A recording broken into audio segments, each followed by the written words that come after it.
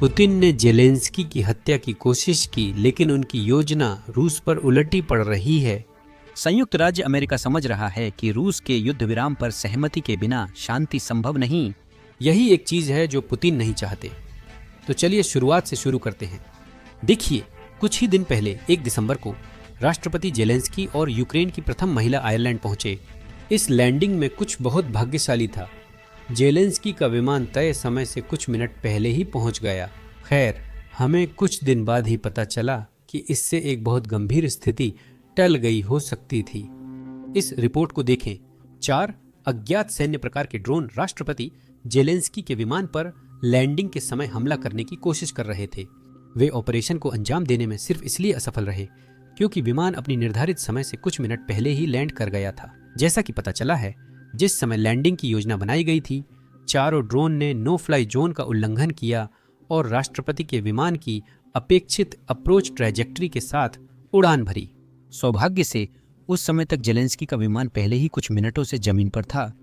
स्थानीय पुलिस ने अब जांच शुरू कर दी है। यह अंदाजा लगाना मुश्किल नहीं है कि इस ड्रोन उड़ान के पीछे कौन था। हाल में रूसी ड्रोन तो पोलैंड में घुस आए थे और रूसी लड़ाकू विमान ने एस्टोनियाई हवाई क्षेत्र का उल्लंघन किया। और जाहिर है, हमारे पास पूरे यूरोप में कई रूसी तोड़फोड़ की घटनाएं हैं, जिनमें यूनाइटेड किंगडम में एक गोदाम में लगाई गई आग भी शामिल है। यह सिर्फ अनुमान नहीं है, रूस यूरोप पर हमला कर रहा है।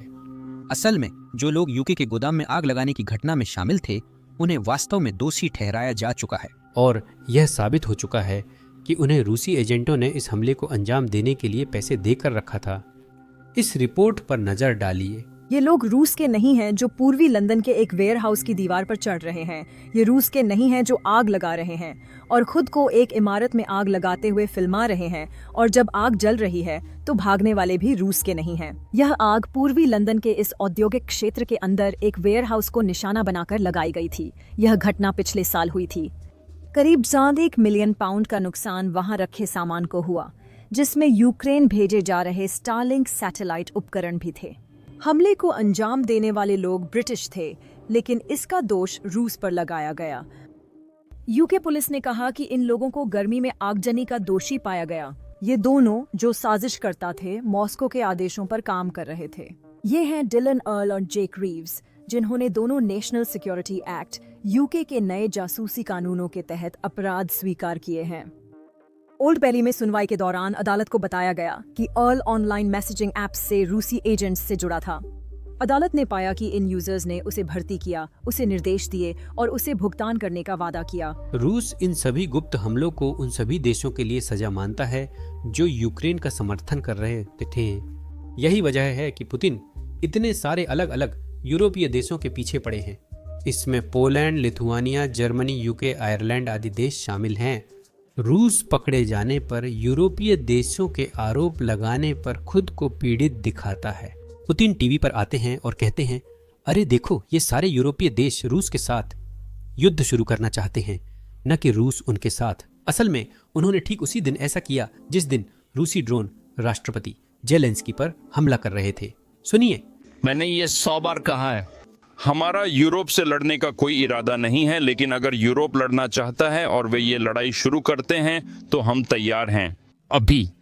इसमें कोई शक नहीं है, लेकिन सवाल सिर्फ इतना है कि अगर यूरोप युद्ध शुरू करता है और इस युद्ध को आगे बढ़ाता है, क्योंकि ये यूक्रेन बनाम यूक्रेन नहीं है, हम कुछ सर्जिकल तरीके इस्तेमाल करते हैं। हम वाकई बहुत सावधान रहने की कोशिश कर रहे हैं, क्योंकि आप समझते हैं क्यों। ये शब्द के सीधे अर्थ में युद्ध नहीं है, और यूरोप अचानक से युद्ध शुरू करना चाहता है, और अगर वह युद्ध शुरू करता है तो बहुत धन्यवाद। बहुत जल्दी ऐसी स्थिति आ सकती है जहां हमारे पास बातचीत करने के लिए कोई नहीं होगा। मैं बस छोटे व्लादिमीर को याद दिलाना चाहता हूं कि यूरोपीय संघ की जीडीपी रूस से 8-10 गुना बड़ी है। इसमें यूनाइटेड किंगडम शामिल नहीं है। अगर पुतिन यूरोप से टकराना चाहें तो युद्ध ज्यादा लंबा नहीं चलेगा। मुझे लगता है कुछ दिन पहले पुतिन ने कहा था कि कई देश वही गलतियां दोहरा रहे हैं जिनसे सोवियत संघ का पतन हुआ। व्यक्तिगत रूप से कहूं तो मुझे लगता है कि जिन देशों की वह बात कर रहे थे उनमें से एक रूस खुद था। तेल की कीमतें पहले ही गिर रही हैं, रूसी अर्थव्यवस्था बदहाली की ओर जा रही है और रूस एक ऐसे युद्ध में फंसा है जिसे वह झेल नहीं सकता।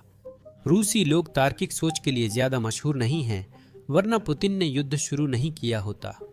असल में हर किसी को यही लगा था कि पुतिन तार्किक विकल्प चुनेंगे। हम विश्व और शांति व्यवस्था को खत्म नहीं करेंगे, क्योंकि उनके देश पर सबसे ज्यादा प्रतिबंध उसी सैन्य अभियान के कारण लगे हैं जो उन्होंने शुरू किया था।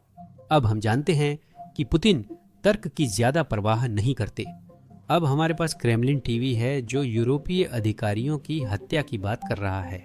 कोई भी समझदार इंसान ऐसा नहीं करेगा, लेकिन फिर भी हम रूसियों से तर्कसंगत सोच की उम्मीद नहीं कर सकते। सुनिए। यूरोपीय पेड्रास्ट्स पूरी तरह से अपना दिमाग खो चुके हैं। आपका बहुत धन्यवाद। यानी कि बूढ़ी चोरनी डायन उर्सुला वॉन डेर लेयन हमारी संपत्ति चुराने की कोशिश कर रही है। बहुत धन्यवाद। ये सोच भी कि एक ऐसा व्यक्ति जिसकी अधिकारिता में ये चीज दूर दूर तक नहीं आती ऐसे फैसले ले रहा है और पूरा यूरोप कहता है ठीक है, ये दिखाता है कि हमारे पास एक नया हिटलर है। बहुत बहुत धन्यवाद। उर्सुला वॉन डेर लेयन बिल्कुल एक नई हिटलर है। इसका मतलब मूंछें दिखना नहीं, बल्कि जैसे हिटलर यहूदियों से और उर्सुला वॉन डेर लेयन रूसियों से नफरत करती हैं और वे कह रहे हैं हम इन सारी संपत्तियों को छीन सकते हैं। यह अपनी सबसे शुद्ध अवस्था में पारंपरिक यूरोपीय अतिनाजीवाद है। आपका बहुत धन्यवाद। आपका बहुत धन्यवाद। असल में मेरा मानना है कि फंड्स छीनने की यह कोशिश हमें एक बार और हमेशा के लिए दिखा रही है कि अपनी संरचना में ईयू एक चोर और आतंकवादी संगठन है। आपका बहुत धन्यवाद। अगर रूस यूरोप द्वारा फ्रीज की गई संपत्तियों को अपने कब्जे में लेने से नाराज है, तो वे निश्चित रूप से तब खुश नहीं होंगे जब वे सुनेंगे कि स्टीव विटकॉफ क्या कह रहे हैं। अब जैसा कि आप लोग जानते हैं, हम विटकॉफ के सबसे बड़े प्रशंसक नहीं रहे हैं। हमने उनकी काफी आलोचना की है, लेकिन ऐसा लगता है कि पिछले 3 दिनों से वे मियामी में यूक्रेनी पक्ष के साथ बातचीत कर रहे हैं और अब उनकी टिप्पणियां बहुत बहुत सकारात्मक हैं। मैं आपको दिखाता हूं। ऐसा लगता है कि वे समझ रहे हैं कि युद्ध खत्म नहीं हो सकता क्योंकि पुतिन नहीं चाहते। यह वही बयान है जो उन्होंने अभी जारी किया है। इससे पहले कि हम इसमें जाएं, मैं यह बताना चाहता हूं कि यह एक संयुक्त बयान है। तो यूक्रेनी पक्ष ने भी बिल्कुल वही बयान जारी किया है, शब्द दर शब्द। अगर हम इसे पढ़ें तो हमें पता चलता है कि दोनों पक्ष इस पर सहमत हैं। चलिए फिर से शुरू करते हैं। 2 दिन शांति दूत स्टीफन विटकॉफ व जेरेड कुशनर ने यूक्रेनी प्रतिनिधि मंडल से मुलाकात की, जिसमें कई यूक्रेनी लोग थे। आज इस समूह की 2 हफ्तों में 6ठी बैठक हुई, जिसकी पुष्टि यूक्रेनी प्रतिनिधि मंडल के प्रमुख सचिव उमरोव ने की। यूक्रेन की प्राथमिकता एक ऐसा समझौता सुरक्षित करना है जो उसकी स्वतंत्रता और संप्रभुता की रक्षा करे, यूक्रेन वासियों की सुरक्षा सुनिश्चित करे और एक समृद्ध लोकतांत्रिक भविष्य के लिए स्थिर आधार प्रदान करे। उन्होंने हाल में अमेरिकी और रूसी पक्षों की बैठक के नतीजों व युद्ध खत्म करने के कदमों पर चर्चा की। खैर, अगला हिस्सा वही है जहां यह चौंकाने वाला है। दोनों पक्षों ने सहमति जताई कि किसी भी समझौते की दिशा में वास्तविक प्रगति रूस की दीर्घकालिक शांति के प्रति गंभीर प्रतिबद्धता दिखाने की तत्परता पर निर्भर करती है, जिसमें तनाव कम करने और हत्याओं के सिलसिले को रोकने के कदम शामिल हैं। अब यह बहुत बड़ी बात है, क्योंकि व्यक्तिगत रूप से मुझे यह ऐसा लगता है जैसे हम यूक्रेन से सहमत हो रहे हैं कि जब तक बातचीत चल रही है तब तक युद्ध विराम होना चाहिए। यही बात राष्ट्रपति ट्रंप ने अपने प्रशासन की शुरुआत में उठाई थी, लेकिन रूस से बात करने के बाद उन्होंने विचार छोड़ दिया, जो समझ में आता है क्योंकि रूस युद्ध विराम नहीं चाहता। लेकिन असलियत में पुतिन पूरी दुनिया में घूम रहे हैं, भारत जा रहे हैं और मुझे यकीन है कि वह दूसरे देशों में भी जाएंगे और बस यही बात करेंगे कि वह शांति चाहते हैं। यूरोपीय लोग ही हैं जो शांति नहीं चाहते। खैर, अगर पुतिन दुनिया को दिखाना चाहते हैं कि वह शांति चाहते हैं, तो शायद उन्हें अभी मारना बंद कर देना चाहिए। जब भी हम यह मुद्दा उठाते हैं कि शायद युद्ध विराम होना चाहिए, जब बातचीत चल रही होती है, रूसी पक्ष हमेशा यह झूठा तर्क लेकर आता है, जिसमें वे कहते हैं, ओहो, हम 1991 की सीमाओं पर वापस नहीं जाना चाहते। और जो भी इस मुद्दे को उठा रहा है वह शांति वार्ता को लेकर गंभीर नहीं है। असल में कोई रूस से लौटने को नहीं कह रहा, जबकि सही दुनिया में ऐसा होना चाहिए था। कोई भी रूस से 2014 या 1991 की सीमाओं पर लौटने को नहीं कह रहा है।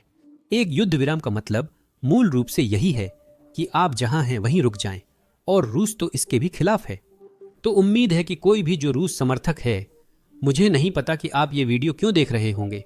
अगर आप रूस समर्थक हैं तो समझ जाएंगे कि शांति नहीं चाहता रूसी पक्ष है, वे युद्ध विराम नहीं चाहते। चलो इस बयान से आगे बढ़ते हैं। हम विषय से भटक गए थे।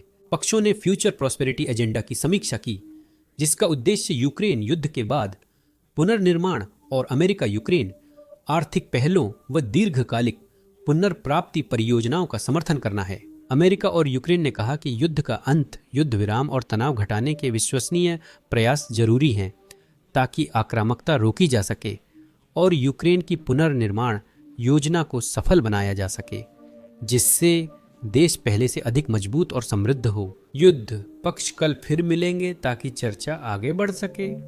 तो मैं यह शुक्रवार रात को रिकॉर्ड कर रहा हूँ। इसका मतलब है कि वे शनिवार को फिर से मिलेंगे, जो वही दिन है जब आप लोग ये वीडियो देख रहे हैं।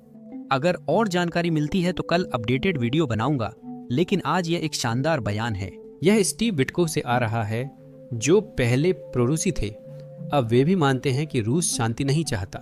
मुझे लगता है कि इसका संबंध उस फायरवर्ल्ड मीटिंग से है जो उन्होंने पुतिन के साथ की थी, जहां पुतिन शायद उन्हें एक नकली इतिहास का पाठ पढ़ा रहे थे।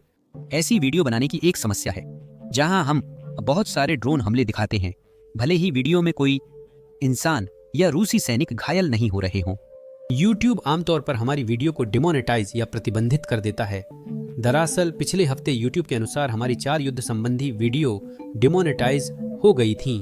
ड्रोन हमले दिखाना या फ्रंट लाइन की फुटेज विज्ञापनदाताओं के लिए उपयुक्त नहीं होती, इसलिए वीडियो पर प्रतिबंध लगता है। लेकिन यही आधुनिक युद्ध की सच्चाई है और यही युद्ध यूक्रेनियन लड़ रहे हैं और उसमें जीवित रहने की कोशिश कर रहे हैं। इसीलिए हमने इन सब चीजों को कवर करने के लिए अपना प्लेटफॉर्म बेसिक्स इनसाइडर शुरू किया। हमने इसे शुरू से बनाया है, इसलिए कोई पाबंदी नहीं है। हमें अपने ड्रोन स्ट्राइक को ब्लर नहीं करना पड़ता, हमें फ्रंटलाइन फुटेज को ब्लर नहीं करना पड़ता और हमें रूसी एयरबेस के तबाह होने को भी ब्लर नहीं करना पड़ता। साथ ही हम साइट पर विज्ञापन नहीं चलाते। इस तरह हमें खुद को सेंसर नहीं करना पड़ता, सिर्फ इसीलिए क्योंकि विज्ञापनदाता हमारे कवरेज से खुश नहीं हैं। हम साइट को आपके समर्थन से फंड करते हैं, न कि विज्ञापनों से। अगर आप ऐसे कवरेज में रुचि रखते हैं और आप हमारे वीडियो बिना सेंसर किए देखना चाहते हैं और वो बोनस कंटेंट पाना चाहते हैं जो हम यहाँ YouTube पर अपलोड नहीं कर सकते, तो जरूर basicsinsider.com पर हमसे जुड़ें। आप डिस्क्रिप्शन में दिए गए लिंक पर भी क्लिक कर सकते हैं या अपनी स्क्रीन पर दिख रहे QR कोड को स्कैन कर सकते हैं। जुड़ने पर आप हमारे पहले से अपलोड किए गए और भविष्य में आने वाले सभी वीडियो देख सकते हैं। इसके अलावा आप हमारे कवरेज और हमारे चैनल को सपोर्ट करेंगे, इसके लिए आपका बहुत बहुत धन्यवाद। मेरा नाम सैम है और मैं आपसे अगले वीडियो में मिलूंगा।